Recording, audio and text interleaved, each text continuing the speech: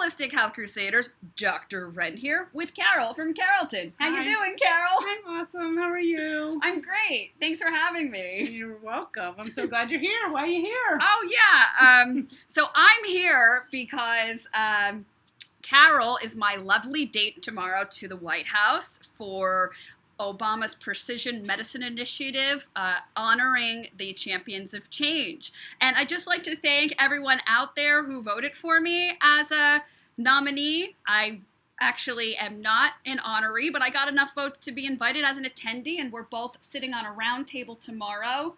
What's the round table we're sitting on tomorrow? Something about regulatory... Yeah, regulatory. I think it just says regulatory. Regulatory.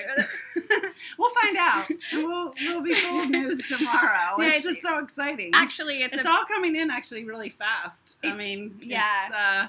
It happened fast, and it's deciding fast. Well, that's the speed of the Reniverse. No, but it's actually the Carolverse too. The regulatory stuff is about what can be permitted and how things can be labeled and everything, and we just kind of want to have a heads up on what's going on with that. Yeah, we need to.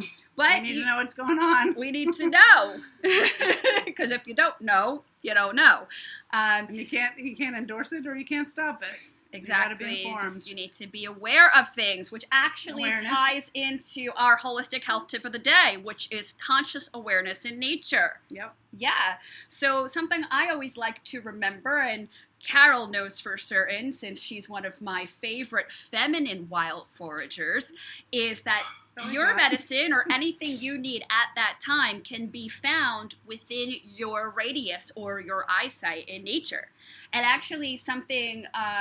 I always like to do for funsie is when I'm out there and say I keep finding the same herbs over and over again, I'll collect some and I'll go home and I'll refresh, what those herbs are good for and see if that's kind of what's going on with me at the time. And I'm telling you, every single time, nature is right on. Yeah, or even maybe ahead. Might be figuring out what you need tomorrow. Exactly. Mm-hmm. Tomorrow. It's going to be an amazing day. Yeah.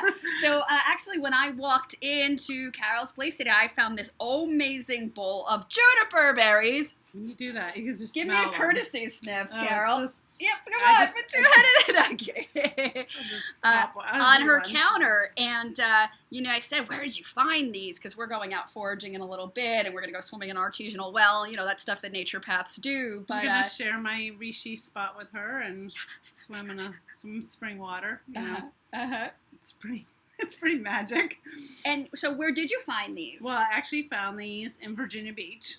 Right on the boardwalk. They were actually block after block, crazy amounts of juniper berries to the point where I just knew. I was like, my son was with me. I'm like, we have to pick these, and he's like, Mom, I'm like, yeah, we need them. Everybody needs them. And then I was just like, in the moment, realized I was probably standing in the epicenter of inflammation.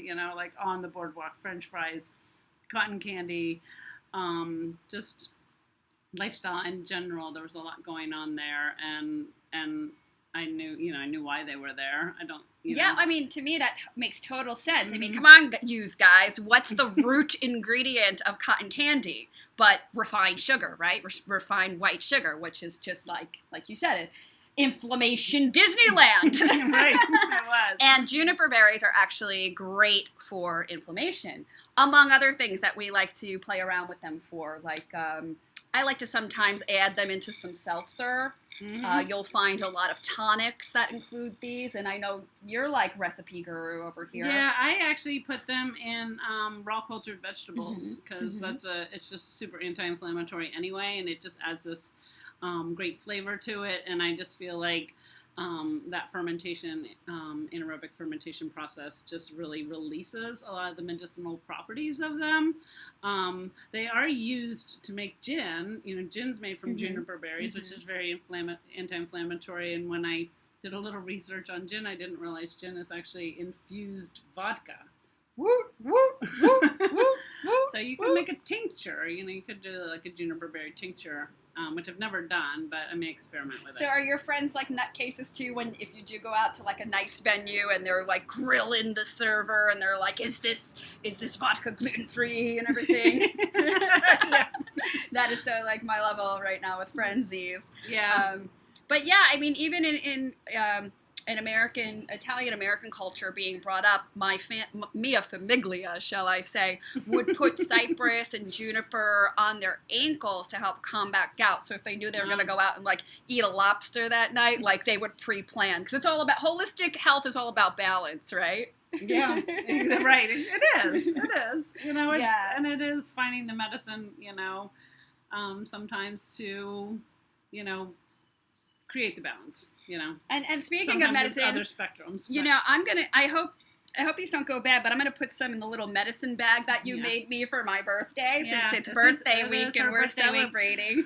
Dr. Wren's birthday's the same day as my son's. Yeah. So it's gonna be exciting. So and check this out. They really smell good, and this guy still has a little bit of like juniper schmagma left on him. Anyway, Carol, you want to tell him anything else while we're on? No, just hi, bye. Nice to see ya. Let's smooch our medicine bags. Yep. Mwah. And smooches, guys. Thanks for tuning in for your holistic health tip of the day, and see you next time. Bye.